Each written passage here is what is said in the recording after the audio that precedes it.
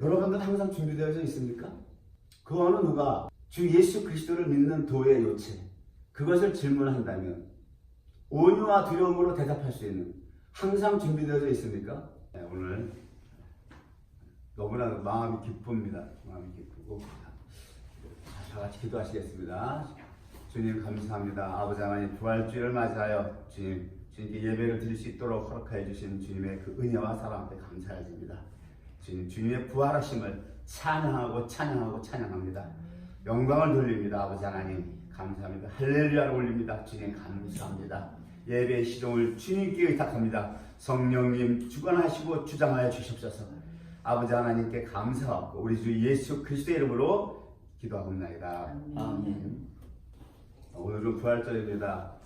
빌립보서 3장 21절 보면, 20절 21절에 보면, 오직 우리의 심의권은 하늘에 있는지라 거기로서 구원하는 자 곧 주 예수 그리스도를 기다리노니 그가 만물을 자기에게 복종케 하실 수 있는 자의 역사로 우리의 낮은 몸을 자기 영광의 몸의 형체와 같이 변케 하시리라. 아멘.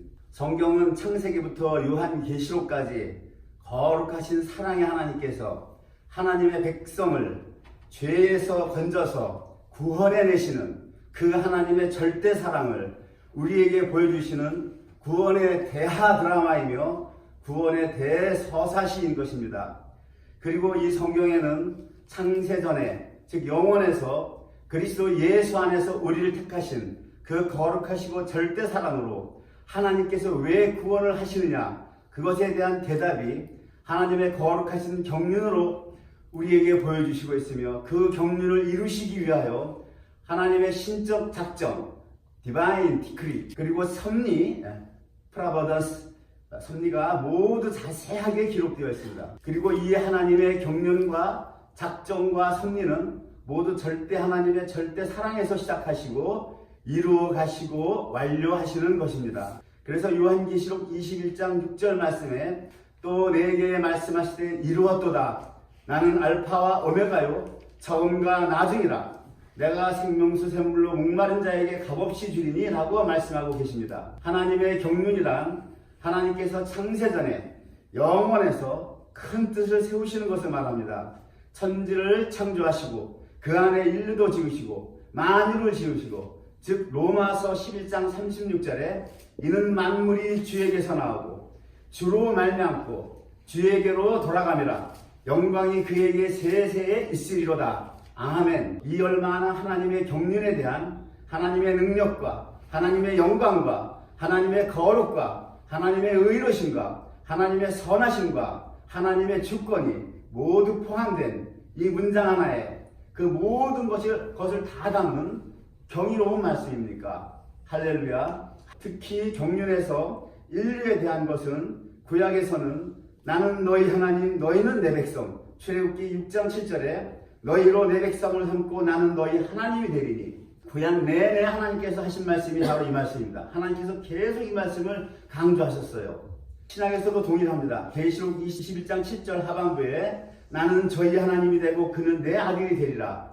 이렇게 하나님의 나라가 완료되는 것으로 보여주고 계십니다. 할렐루야. 성경은 이렇게 구약과 신약이 통일성이 있습니다. 이것은 하나님의 불변하심의 성품이 있으므로 말미암는 것입니다.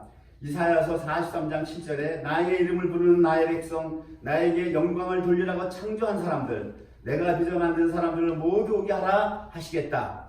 즉 주님께서는 하나님의 이름을 부르는 하나님의 백성, 하나님에게 영광을 돌리라고 창조한 사람들, 그 하나님의 백성들, 그 백성들을 백성 삼고 그 백성 위에 하나님은 나는 너희의 하나님이 되시겠다. 이것이 하나님 나라의 기본 권력이고 뼈대가 되는 것입니다.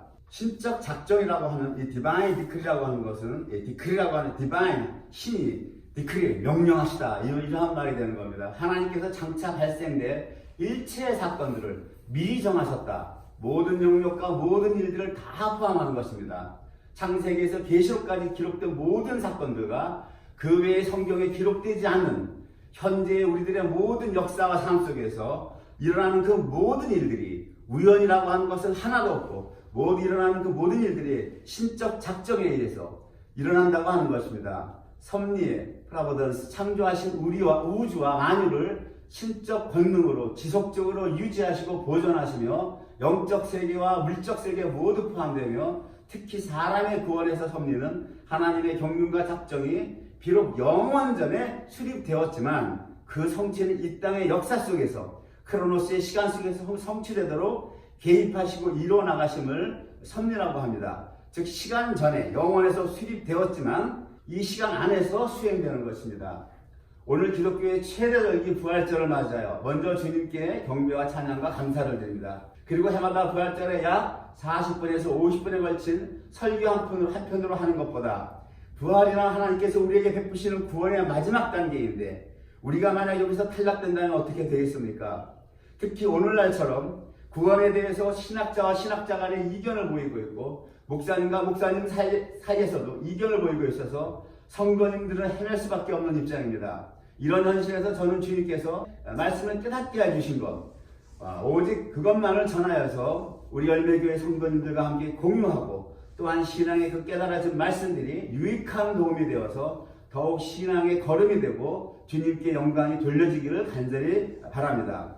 제한된 시간 안에 다 할 수 없으므로 몇 차례에 나눠서 하려고 합니다. 이 점을 이해를 구하겠습니다. 그리고 제가 이 부족한 제가 초점을 맞추는 것은 하나님의 사랑에 대한 것입니다. 주님께서 제 눈을 열어서 그렇게 보여주셨으니까요. 하나님의 사랑, 그 하나님의 사랑과 그 하나님의 은혜 그것만을 저는 전하기를 원합니다. 성경에는 구원이 뭉뚱그려서 우리가 구원이라고 할 때에 구원이 하나가 아니고 구원을 세 단계와 세 시대로 나누어서 말씀을 하고 있습니다. 즉 구원의 이 세 단계와 세 시대란 무엇이냐면 과거에 받은 구원과 현재에 이루어 나가야 할 구원과 미래에 받을 구원 이렇게 세 단계의 세 시대로 되어 있습니다. 과거에 이미 받은 구원을 영어로는 justification이라고 하고 현재에 이루어 나가야 할 구원을 sanctification이라고 하며 미래에 받을 구원을 glorification이라고 합니다. 우리가 과거에 받은 이 justification이라고 하는 이 구원을 칭의의 구원이다 라고 이렇게 얘기하고 있습니다. 이 칭의의 구원을 히브리어는 체데크라고 하고 헬라어로는 디카이오시네 이렇게 얘기하고 있습니다. 이 칭의라고 하는 justification은 의롭다고 인정하다, 정당하다고 규정하다 이러한 뜻이 들어가 있습니다. 즉 칭의란 의롭지 못한 죄인이 예수 그리스도를 믿을 때 하나님께서 의롭지 못한 죄인을 이제는 의롭다고, 이제는 정당하다고 선언하시는 하나님의 행위를 말하며 이 선언은 특히 성부께서 하시는 하나님의 법정적 선언인 것입니다. 법정적 선언이란 법정에서 검사와 변호사의 진술을 모두 듣고 판사가 최후 판결을 내리는 것을 말합니다. 성부께서 아드님이 흘리신 그 피를 보시고 내리시는 재판적 선언으로서 칭의는 예수 그리스도를 믿을 때 그 선언을 기초로 하기 때문에 즉각적으로 효력이 발생되는 것으로서 성경에서는 칭의를 그리스도인의 삶 속에 이미 이루어진 구원으로 말씀하고 있습니다. 오늘 대표적인 성경 구절을 보겠습니다. 에베소서 2장 1절 너희의 허물과 죄로 죽었던 너희를 살리셨도다.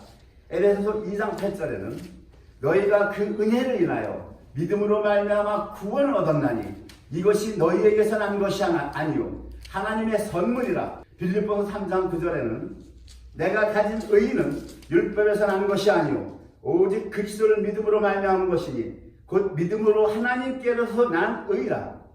로마서 8장 33절에는 누가 능히 하나님의 택하신 자들을 송사하리요 의롭다 하신 이는 하나님이시니 누가 정죄하리요 죽으실 뿐 아니라 다시 살아나신 이는 그리스도 예수시니 그는 하나님 우편에 계신 자요 우리를 위하여 간구하시는 자신이라. 누가 우리를 그리스도의 사랑에서 끊으리요 이렇게 말씀하고 계십니다. 여기서 로마서 8장에서 누가 하나님의 택하신 자들을 송사하리요. 송사라고 하는 것은 법정이죠. 법정, 관원이죠. 옛날에는 관원이라고 그러죠. 요즘 말은 법정이에요. 법정에 호소하여 그 판결을 구하는 거예요. 판결. 저 사람들이 의롭다고 하는데 과연 의로운 자들입니까? 아닙니까? 송사를 그런 식으로 한다는 겁니다. 예를 들어서. 그것을 지금 바울사는 강력하게 부정하고 있는 거예요. 누가 감히 하나님의 택하신 자들을 송사하리요. 왜? 의롭다 하시는 하나님이시니 누가 정죄하리요? 이렇게 얘기하고 있어요. 이 칭의의 구원이 이렇게 안전하다고 우리 영혼의 히브리서 기자가 말하듯이 우리의 영혼의 안전한 배가 그 항구에 들어가면 닻을 내리잖아요. 닻을 안 내리면 이 배가 떠밀려 내려가지 않습니까? 이 배가 떠밀려 내려가지 않으려면 이 배는 반드시 닻을 내려야 되는 거예요. 지금 바울 사도는 히브리서 기자가 그 칭의의 구원을 그 영혼의 닻으로 비유해서 말씀하고 있는데, 바울 사도는 지금 그 닻으로 말씀하신 그 안전장치를 로마서 8장 33절에서 바울 사도는 이렇게 얘기하고 있는 거예요. 칭의의 구원이 우리에게 안전하다라고 하는 겁니다. 누가 감히 하나님의 택하신 자들을 송사하리요? 의롭다 하신 이는 하나님이시니 그 누가 정죄하리요? 죽으실 뿐 아니라 다시 살아나신 이는 그리스도 예수시니 그는 하나님의 우편에 계신 자요 우리를 위하여 지금도 중보하시고 간구하시는 자시다. 이렇게 바울 사도는 당당하게 이 칭의에 대해서 선포하고 계시는 것입니다. 그리고 또한 그러므로 말미암아 누가 우리를 그리스도의 사랑에서 끊으려? 라고 얘기하고 있는 것입니다. 사도행전 24장 24절에 보면 당시 상황이 바울 사도께서 그 예수를 못 박기에 넘겨준 그 본디오 빌라도라고 있죠. 그 신약 성경에 보면 예수님을 넘겨준 본디오 빌라도, 본 발음은 폰티우스 필라투스 이렇게 되어 있어요. 로마식 발음이. 우리 개혁 성경이냐 본디오 빌라도. 우리는 본디오 빌라도가 더 귀에 있잖아요. 본디오 빌라도. 그 본디오 빌라도가 실정, 유대 총독으로 있으면서 정치를 잘못했다 이래가지고 로마 본국으로 돌아가고, 그 후임으로 로마에서부터 벨릭스가 유대 총독으로 부임해 와서 다스리고 있고, 바울 사도는 그때 고소를 당해서 당시 그 유대 총독 벨릭스가 사는 그 관저에는 그 유치장에 구금돼가지고 구류되어 있는 상태예요. 그 사도행전 24장을 보면 상태가 이제 그런 상황에 처해 있어요. 바울 사도께서 지금 사도행전 24장이니까 1차, 2차 선교를 다 마치시고, 지금 이제 뭡니까? 이제 로마로 가려고 하는 그 과정에 있는데, 그 유대 그 자기 동족들에게 고소를 당하죠. 가지고 그때 당시 유치장이 어디에 있었냐면은 그 유대 총독이 사는 관저, 그 관저 안에 있었어요. 구치소가, 그 당시는. 그 관저는 어디에 있었냐면, 총독 관저는 그 가이사랴 지방에 있어요. 가이사랴. 그 유대에서 남쪽에 있죠, 남쪽. 그래서 예수님이 가이사랴 빌립보에서 그 베드로에게 그러잖아요. 사람들이 나를 누구라 하느냐? 인자를 누구라 하느냐 묻죠? 그 가이사랴 지방이 되게 유명한 지방이잖아요. 그 가이사랴의 그 유대 총독, 그 벨릭스의 그 관저가 있는데, 지금 바울 사도께서 그 총독의 그 관저에 있는 만들어 놓은 지금 그 유치장, 거기에 지금 귀루되어 있는 것입니다. 그래서 이때 총독 벨릭스가 유대 여자 두루실라, 그 자기 아내 드루실라죠. 드루실라 이 여자는 그 헤롯 아그리파 1세의 막내딸로서 당시에는 그 권력 있는 집안끼리 서로 그 정략 결혼을 많이 했어요, 그 당시에. 그래서 이 벨릭스라는 유대 총독도 그 헤롯 아그리파 왕의 그 막내딸과 결혼을 한 거예요. 그래가지고 사도행전을 보면 이제 제가 직접 한번 찾아보겠습니다. 사도행전 24장 24절입니다. 수일 후에 벨릭스가 그 안에 유대여자 드루실라와 함께 와서 바울을 불러 그리스도 예수 믿는 도를 듣건을, 이렇게 24절에 이렇게 끝나고 있어요. 구류되어 있는 바울을 부른 거예요. 면회를 간 게 아니라 바울을 불러서 자기의 관저로 오게 한 겁니다. 오게 해가지고 자기 아내 두루실라랑 같이 있는 데서 지금 바울 사도에게 묻는 거예요. 뭘 묻냐면 그리스도 예수 믿는 도를 듣건을 이라고 되어 있어요. 요즘 말로 바꿔서 얘기하면, 바울 선생님, 당신은 지금 예수 전하다가 당신 민족에게 고소당해서 이곳에 구금되어 있는데, 당신 전한 그 예수가 이 땅에서 살아서 전파한 도가 있을 거다니. 모든 것은 도가 있잖아요. 유교고, 도교고, 장자고, 노자고, 다 공자고 전한 도가 있잖아요. 예수는 기독교, 예수님 전한 도가 있단 말이에요. 도가. 그 예수가 전파한 도의 핵심이 뭐냐? 예수가 이 땅에 살아있을 때 그 도를 전했을 텐데, 그 도의 요체가 뭡니까? 당신 그거 전하다가 지금 여기 우리말로 지금 쉽게 얘기해서 깜빵이 와서 지금 있는 거 아닙니까? 그 얘기 하는 거예요. 이렇게 벨릭스는 바울 사도에게 정곡을 찌르면서 질문합니다. 대단하죠, 이 벨릭스 총독이. 그렇지 않아요, 여러분? 저는 사도행전 24장 24절을 읽었을 때 벨릭스가 유대 총독이 대단한 사람이라고 저는 느낌을 받았어요. 신약성경 베드로전서 3장 15절에 뭐라고 기록되어 있냐면 너희 마음에 그리스도를 주로 삼아 거룩하게 하고 너희 속에 있는 소망에 관한 이유를 묻는 자에게는 대답할 것을 항상 예비하되 온유와 두려움으로 하라라고 기록되어 있습니다. 누군가 나에게 당신 예수를 왜 믿습니까? 당신이 예수가 당신의 소망이라면요. 이렇게 해가지고 나에게 묻는다면 그 대답할 것을 하나님은 우리에게 어떻게 요구하시냐면 항상 예비하고 있으라고 해요.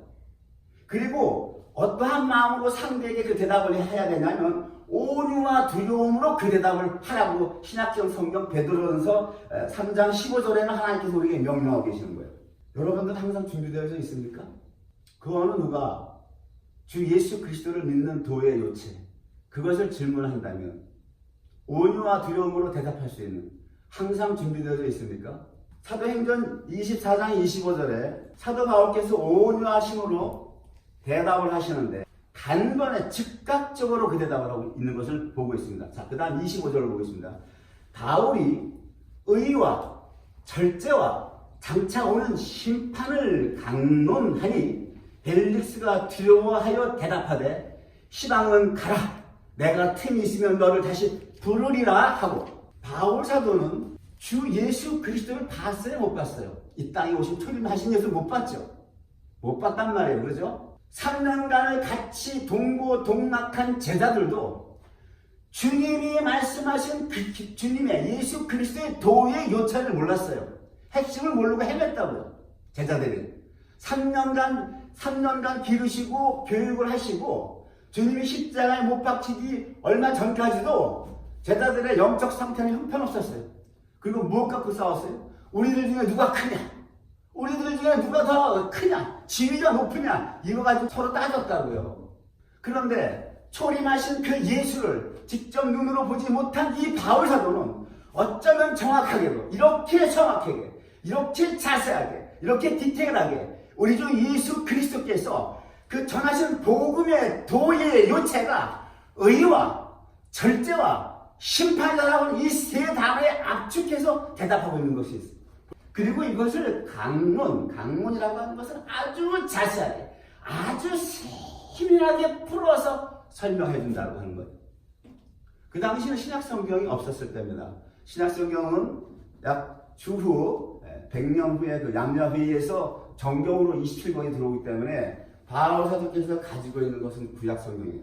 우리는 신약 구약성경을 다 가지고 있으면서도 지금 주 예수 그리스도께서 정하신 복음의 그 도의 요체가 뭐냐고 묻는다면 그 누가 감히 한마디로 바울 사도께서 대답하신 것처럼 이렇게 딱 잘라서 얘기할 수 있는 여러분들 그러한 실력도 갖추고 있습니까?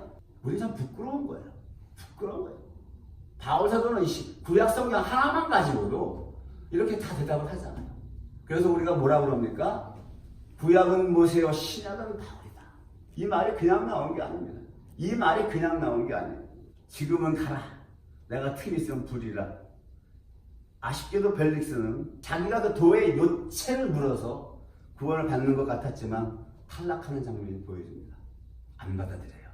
안 받아들이잖아요. 그래서 구원은 무엇이다? 하나님이 주고 가시는 거예요. 창세전에 그리스도 예수 안에서 택함 받은 자가 그 자들이 구원받는. 사도행전 13장 48절에 뭐라고 그래요? 영생을 주시기로 작정된 자는 다 믿더라.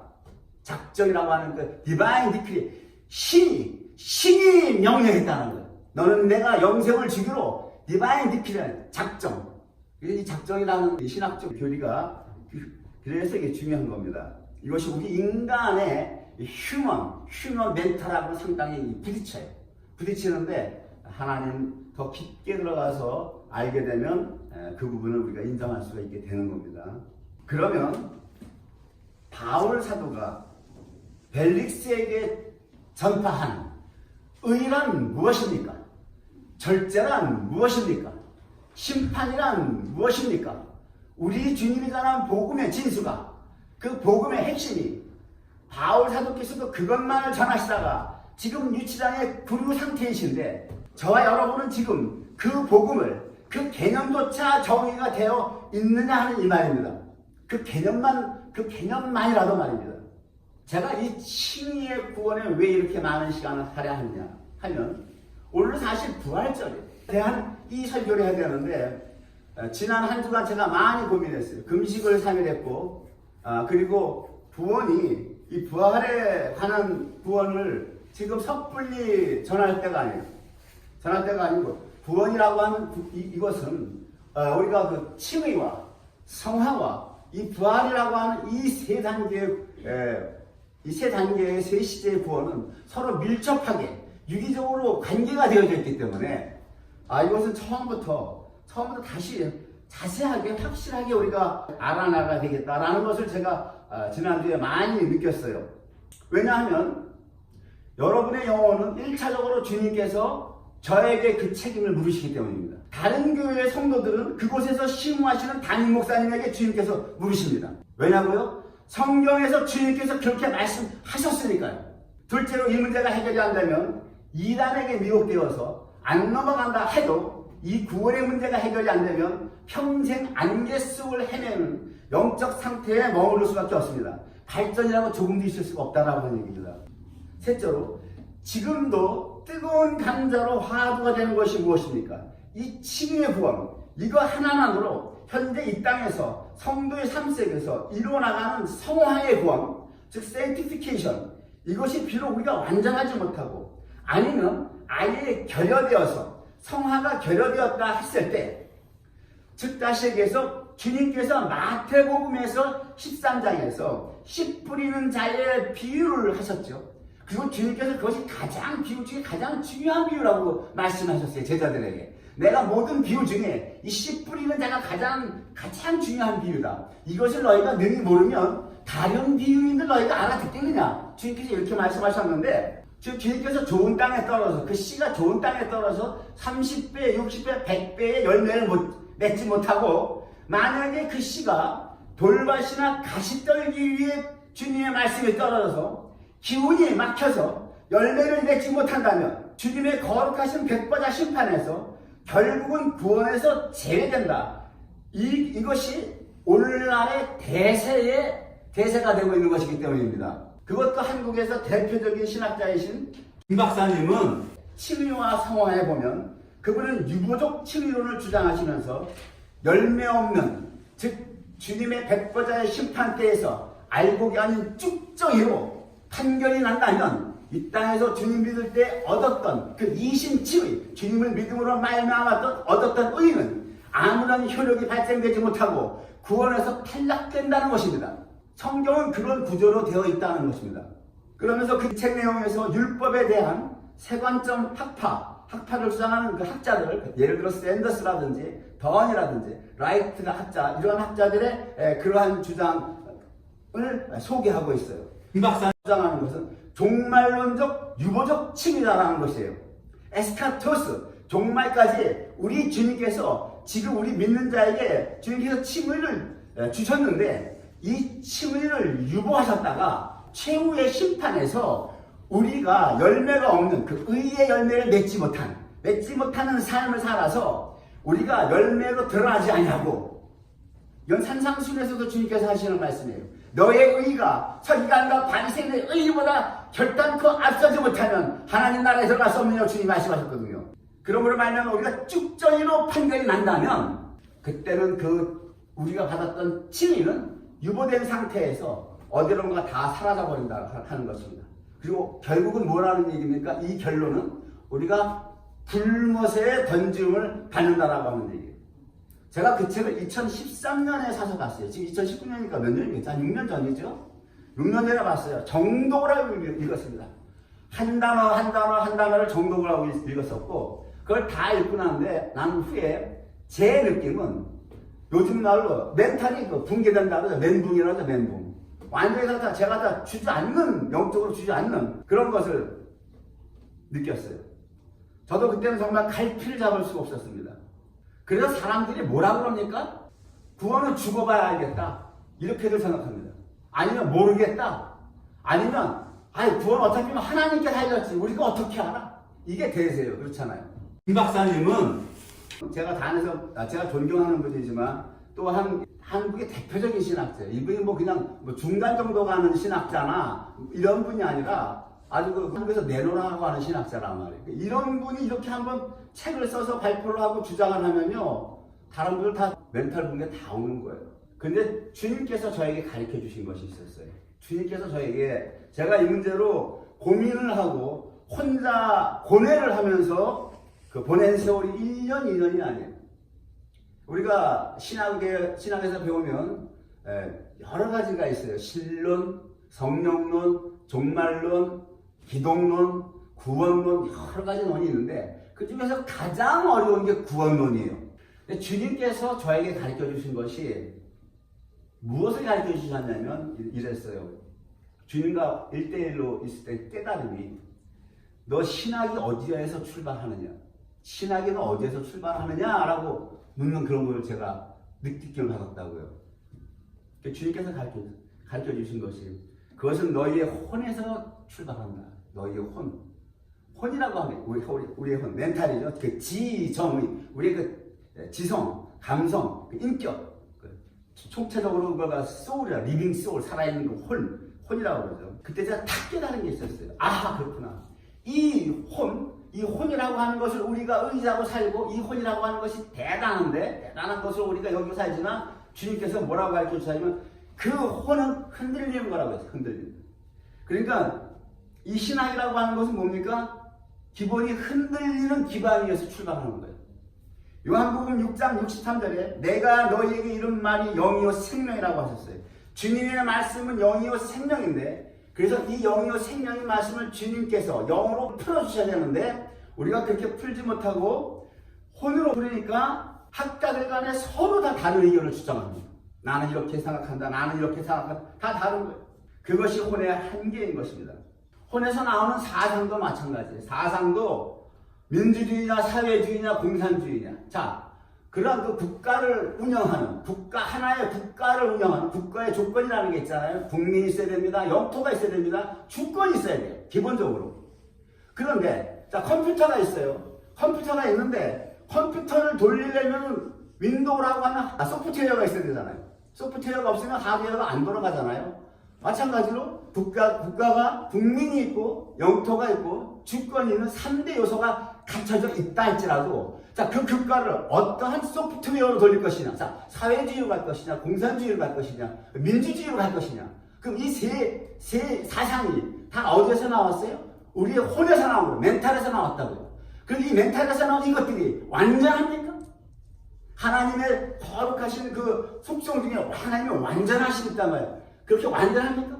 다 완전하지 않아요. 다 완전하지 않은 게 하나도 없는 거예요. 이 땅은 그럴 수밖에 없어요. 왜? 시작이 우리의 혼에서 출발했기 때문에. 자, 이제 다시 돌아가서 벨릭스에게 풀어준 그 의의 개념은 어떤 것일까? 바울 사도는 의를 어떻게 설명하셨을까요? 무척 궁금하잖아요. 저도 그 의가 무엇인지 알기 위해서 제일 먼저 본 것이, 그때 당시 저로서 할 수 있는 것은, 우리가 그 장로교 신학을 나왔으니까 장로교 신학에서 조직 신학은 그 대표적인 신학자 루이스 벌코비라죠. 그 루이스 벌코비 쓴 그 조직 신학에서 의라는 걸 막 찾았어요. 읽고 또 읽고 했어요. 그 벌코프라고 하는 그 학자가 본 그 칭의의 개념을 보면, 예수 그리스도의 완전한 의를 근거로 하여 죄인을 의롭다고 하시는 하나님의 법적 행위이다. 죄책이 제거되고 영원한 유산을 소유하며 하나님의 자녀의 모든 권리가 회복되며 하나님의 법정에서 죄인 밖에서 오는 것이다. 단 한 번만 발생한다. 반복이 없고 즉시로 영원히 완성된다. 그리스도의 공로에 의하지만 특히 성부가 선언하신다. 이런 식으로 기술이 되어 있어요. 2000년 전에 바울 사도께서 벨리스 총독에게 의를 강론하실 때, 지금 루이스 벌코프 신학자가 책에 쓴 것처럼 이렇게 벨리스 총독에게 가르쳐 줬을까요? 저는 이걸 이렇게 생각하면서 많이 고뇌를 했습니다. 이번에는 개혁주의 3대 신학자라고 칭송을 받는 아브라함 카이퍼, 벤자민 워필드, 헤르만 바벤크, 이 세 분 중에 한 분인 헤르만 바빙크에 져서 실론을 사서 그 한 권 이렇게 두꺼운 것을 제가 한 절 몇 달을 걸쳐서 제가 정독을 했어요. 그 의에 대해서 헤르만 바빙크의 책에는 이렇게 되어 있습니다. 악인을 보응하시는 보응적 의와 의인을 상주시는 보상적 의가 있다. 그리고 그 의를 바빙크는 어떻게 썼냐면 차디크, 그 히브리어 차디크, 율법 앞에서 흠이 없는 사람의 상태, 그 율법 앞에 무죄의 선언을 받은 상태, 이것이 의다. 이렇게 기술이 되어 있다 이거죠. 그래도 바빙크의 설명이 저에겐 벌코프보다는 좀 낮게 여겨졌어요. 그러나 그 만족을 주지 못했어요. 제 영혼에 만족을 주지 못했어요. 이번에 하나님의 그 본질의 속성에서 찾아보았어요. 의라는 것은 옳다라는 것이에요. righteous라고 하는 형용사에 또 다른 형용사, ness가 붙으면 righteousness. 하나님은 옳으신 분이다라고 하는 거예요. 즉, 하나님이 행하시는 그 모든 것은 다 옳아야만 된다고. 옳아야. 하나님이 행하시는 것이 틀리면 안 돼요. 불의가 있으면 안 된다라고 하는 거예요. 자, 하나님이 천지 창조하셨잖아요. 우주 만물 창조하셨죠. 만물을 그 모든 것은 다 옳아야 된다라고 하는 거예요. 이해가 되십니까? 자, 하나님이 이스라엘 백성들에게 가서 가나안 땅 가서 그 땅 가면 그 족속들 어린애고 노인네고 할 것이 모두 다 돌이켜서 죽여 명령하셨죠. 가나안 땅 가면 그 원주민들 다 죽이고 도륙하라고 했다. 그것이 살인 교사란 말이에요. 택한 백성에게 지금 살인을 가르치고 있잖아요. 십계명에서 주님이 뭐라고 하셨어요? 살인하지 말라고 했잖아요. 십계명에서. 분명히 모세에게 율법을 반포하실 때는 살인하지 말라고 하신 그 하나님이 이 민족들이 여호수아를 이끌고 가나안 땅 갈 때는 그 땅 가면 다 죽이라고 한단 말이에요. 무슨 말씀이에요? 그런데 하나님이 하신 그 말씀은 옳아야 된다고 하는 거예요. righteous. 거기에 불의가 있을 수 없다라고 하는 거예요. 그리고 하나님의 본성이 모든 악으로부터 전적으로 자유로운 순결성을 말하는 거예요. 거룩하신가 밀접하다. 그냥 이렇게 지적으로 알고서 세월을 1년, 2년, 3년 계속 지나갔죠. 지금 칭의 구원이 이것 하나만으로 우리가 육신적인 삶의 열매만을 맺었을 때 성화의 구원에서 실패하여 알곡이 아닌 특정이로 최후 심판에서 판결났을 때 우리는 어떻게 되는가? 과연 영원한 불못으로 던져지느냐 아니냐? 일생일대의 가장 중요한 것을 말씀을 분별하는 것이라는 것을 우리가 잊지 마시고요. 들으시고 주님께서 열고해 주신 것은 요한복음 17장은 겟세마나의 또 다른 기도 내용입니다. 거기 25절에 의로우신 아버지여 라고 주님이 기도를 하세요.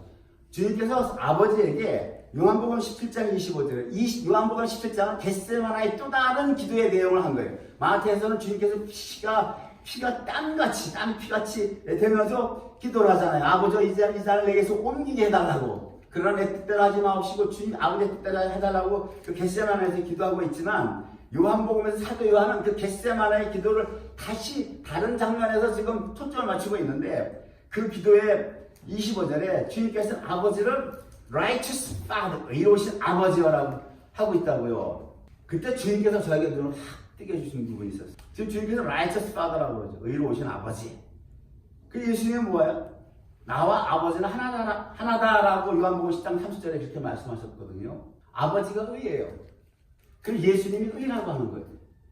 지금 내가 찾았던 것은 의라는 것을 지금 주님이 갖고 있는 의의 옷을 우리에게 신학에서 보면 덧입혀주시고 이렇게 복잡하게 설명을 하니까 의가 선뜻 나한테 안 나왔던 거. 안 와서 닿았던 거라고요. 주님께서 저에게 깨닫게 해주신 것은 하나님의 의가 따로 있고 예수 그리스도가 따로 있는 것이 아니라 예수 그리스도 자체가 의라고 하는 거예요. 무슨 얘기인지 아십니까? 자, 주님은 생명이시다고 했을 때 주님이 따로 있고 생명이 따로 계신 것이 아니라 주님이 생명 자체라고 하는 것입니다. 하나님이 거룩이시다라고 했을 때 하나님 홀리네스 했을 때 하나님이 따로 계시고 거룩이 따로 계신 것이 아니라 하나님 당신 자신 자체가 거룩 그 자체라고 하는 거예요. 제가 이렇게 수년을 찾아 헤매다가 여기에서 눈이 확 띄어진 거예요. 솔라 스크립트라 오직 말씀으로 돌아가자. 종교개혁의 첫 번째 구호였잖아요. 그러면 또 다른 말씀으로 돌아보겠습니다. 창세기 2장 24절 주님께서 이렇게 말씀하셨어요. 그러므로 남자가 부모를 떠나 그 아내와 연합하여 둘이 한 몸을 이룰지로다. 바로 그 다음에 25절에 아담과 그 아내 두 사람이 벌거벗었으나 부끄러워 아니하니라 이렇게 되어 있단 말이에요. 자, 둘이 한 몸을 이루는 것이 연합이 그것이 안식이고 구원의 완료라고 제가 지난주에 말씀을 드린 거 기억하십니까? 기억하시죠? 남자와 여자, 자칼과 네케바가 둘이 연합해서 한 몸을 이룬 것이 그것이 안식이고 그것이고 구원이고 구원의 종료 완료라고 제가 지난주에 말씀을 드렸어요. 그런데 그 다음 구절은 뭐라고? 24절에 근데 25절에 뭐라고 되냐면 아담과 그 아내 두 사람이 벌거벗었다는 거예요. 근데 부끄러워 아니한다라고 하는 거예요. 이 해석을 문자 그대로 해서 과거 서구 문명에서 60년대, 1960년대, 70년대에 뭐가 유행했으니까 히피 문화가 유행했잖아요. 에덴에서는 옷을 안 입고 살았어. 옷 다 벗고 살자. 그래서 남자 여자가 다 벗고 살았잖아요. 남자 여자가 뭐 하나도 안 걸치고 실오라기로 그런 히피 촌을 만들어서 이 옷은 죄 때문에 입는 거니까 다 벗자. 1960년대, 70년대 그 히피 문화가 유행을 했다면 서구에서는 이것이 문자적 해석을 하면 그렇게 돼요. 근데 여기서 아담은 예수 그리스도의 모형이고 그 안에 여자 네케바는 신부 교회 우리를 모형하고 있단 말이에요. 원래 남자 자칼 예수님은 그분은 의 자체시기 때문에 그분은 옷을 입고 계셔야 돼요. 여자는 죄로 인해서 의의를 갖추고 있지 못해, 의의를 갖고 있지 못한 상태, 의의가 없는 상태, 그 상태를 지금 성경에서 창세기에서 벌거벗었다라고 하는 거예요. 그런데 여자는 부끄러워 안 한다고 되어 있죠. 왜요? 여자는 자기의 상태가 어떤 상태인지 모르고 사는 거예요. 내가 죄인인지, 내가 의의가 없어서 내가 벌거벗겨져 있는 상태인지를 모르고 사는 것이 인류의 모습이라고 하는 겁니다. 벗었으나 부끄러워하지 아니하더라 그랬잖아요. 근데 남편은 아담은 왜 부끄러워 안 합니까? 남편이 예수 그리스도께서는 그 의의가 없는 죄인인 자기 신부 네케바 토후 혼돈하고 와보후 공허하고 호세크 흑암의 깊은 처해 있는 그 자기 네케바 자기 신부에게 남편이신 예수님이 당신 자신 자체를 주시기 위해서 벌거벗겨져야 된다는 거예요. 이것이 이 말씀이 제가 주님께서 저에게 확 열어주신 거예요.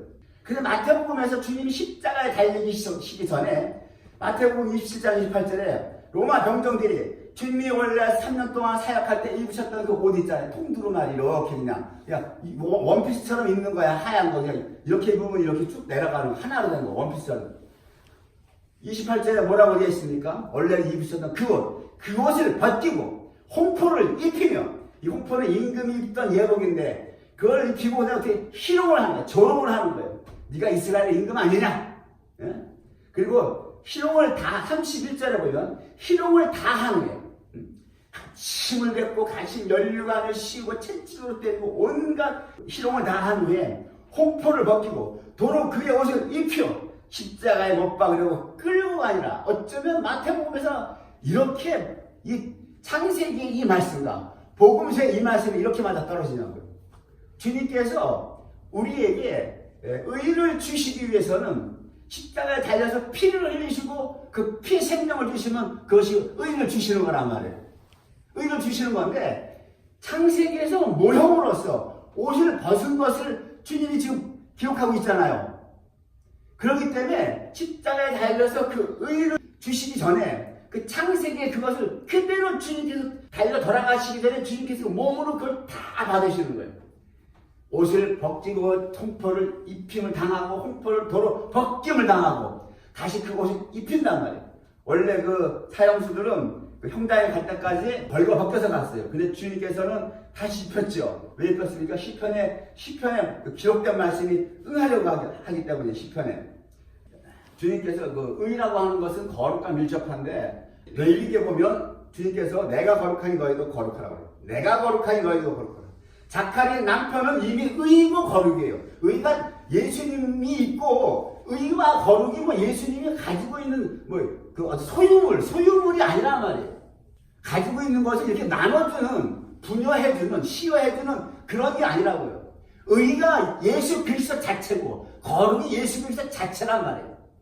그런데 주님이 거룩이시면 내가 거룩하니 너희도 거룩하라고요. 자, 예수님은 원래 자체가 거룩이에요. 예수님 당신 자체가 거룩이시고 의로우심이고 생명이시고 그분이. 우리는 네케바는 신부는 어떻게 우리가 거룩해질 수 있어요? 방법이 없잖아요. 흑암 덩어리가 죄 덩어리가. 그러니까 어떻게 합니까? 그 주님이 자기가 갖고 있는 것을 주는 게 아니라 십자가의 피 흘려. 지난번에 그 피생명. 주님의 생명 자체가 들어오는 거예요, 그냥. 거룩이 들어오는 거예요. 의가 들어오는 거라고요. 무슨 얘기 하셨어요? 주님이 갖고 있는 것을 뭐 호주머니에서 꺼내서 이게 내 의하고 주고 이게 내 거룩이고 주는 게 아니라 거룩이신 그분, 무한이신 그분, 창조주이신 그분이 네케바로 뚫고 들어오는 거라고요. 뚫고 들어와서 이것이 이렇게 둘이 연합된 것. 연합된 것이 안식이고 이 안식이 구원의 완료란 말입니다. 이해가 되시죠? 성화의 삶을 신부 혼자서 어떻게 이루어가는 것입니까? 100점 100패죠. 성화의 삶이. 신부 혼자서 어떻게 살아가요? 성화가 그 차레키라고 하는 것이 율법 앞에서 죄만 사해진 상태라면, 자, 죄만 사해졌는데 신부는 어떤 상태? 여전히 죄인이라고요. 용서만 해줬지. 용서만 해줬는데 죄인인 상태잖아요. 그런 죄인인 상태에서 이제 성화의 삶을 네가 살아가면 어떻게 사냐고 100점 100패인 거입니다. 소도 언덕이 있어야 비빈다는 말이 있잖아요. 소도 언덕이 있어야 비빈다고. 그렇기 때문에 주님이 들어오는 거예요. 뚫고 들어와야 어떻게 들어오냐. 초림하신 예수는 육체로 오셨잖아요. 육체로 오셨기 때문에 우리 속에 뚫고 들어올 수가 없는 거예요. 그때 부활하셔서 그리스도의 영으로 남편인 자칼이 이제는 영으로 들어오는 거란 말이에요. 성령으로 우리 속에 들어왔어요. 들어왔기 때문에 이제는 그 성령, 주님의 그리스도의 영을 바라보고 그 예수님만 바라보고 천수합이라고 그랬죠 지난번에. 그 성령만 의지하고 성령만 바라보고 살아갈 때의 성화의 삶을 살아가는 거예요. 그러니까 살아갈 수 있게, 성화의 삶을 살아갈 수 있게 주님께서 그것도 다 준비해 주신 거라는 겁니다. 그래서 하나님의 은혜가 항상 인간의 책임보다 앞선다라고 하는 거예요. 하나님의 은혜가 Divine Decree Period Human Responsibility. 주님께서 성화의 삶을 살아갈 수 있도록 내가 네 속에 들어왔어요. 내가 네 속에 들어왔어 이제. 남편이. 그러니까 너는 이제 구약에서는 어떻게 남편이 못 들어왔잖아요. 성막에서 백성들이 어디까지예요? 성막 때문에 왔다 갔다 했어요. 성소 자체를 들어가지 못했잖아요. 신약에서 어떻게 됐어요? 주님이 돌아가시고 지성소의 휘장이 다 찢어졌잖아요. 활짝 찢어지고 우리가 성소, 지성소로 다 들어가게 돼 있다는 것이 무엇입니까? 성령으로 주님께서 우리 속에 들어왔다라고 하는 거예요. 남편이, 자칼이 들어왔다라고 하는 거예요. 너는 이제 이 남편과 같이 연합됐으니까 그 상태로 너는 뭐다? 성화의 삶을 살 수 있다라고 하는 거예요. 그 의의 열매를 맺잖아. 그 의의 열매를 맺어나가는 이 삶에서 맺어나가는 것이 성화인 것이에요. 그래서 히브리어로 그 성화라고 하는 그 차데크를 제가 어제 그 자음을 쫙 봤어요. 봤더니 딱 세 가지 자음을 했어요. 첫째가 차데, 두 번째가 딸레, 세 번째가 코프예요. 이걸 풀어보니까 차데는 뭐예요? 낚싯바늘이라고 했죠. 낚싯바늘로 딸렛을 구별이란 말이에요. 주님께서 창세전에 택한 자들을, 그리스도 예수 안에서 택한 자를 이 땅에서 딸렛, 구별한 자를 샤데, 건져낸단 말이에요. 주님께서.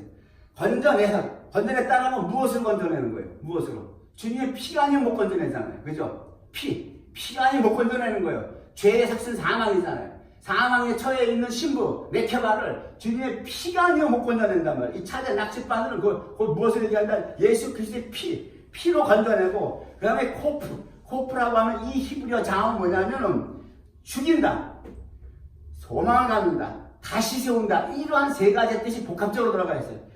그러니까 다시 한번 더 얘기하면 창세전에 택한 자를 이 땅에서 주님이 피로 건지셔서 우리의 옛사람을 코프 죽이시고 성령으로 다시 세우기를 소망하시는 주님이라는 거예요. 이것이 차데크라는 거예요.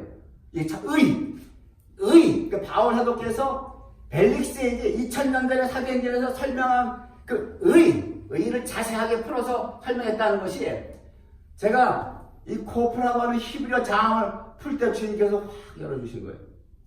그렇게 온갖 신학 책들을 다 샅샅이 파헤치고 열거하고 읽어도 답이 안 나오고 뿌연 안개 속을 헤맨 것 같았었는데 역시 무엇이다 제가 감사한 것은 주님께 그 눈을 열어주셔야만 되더라고요.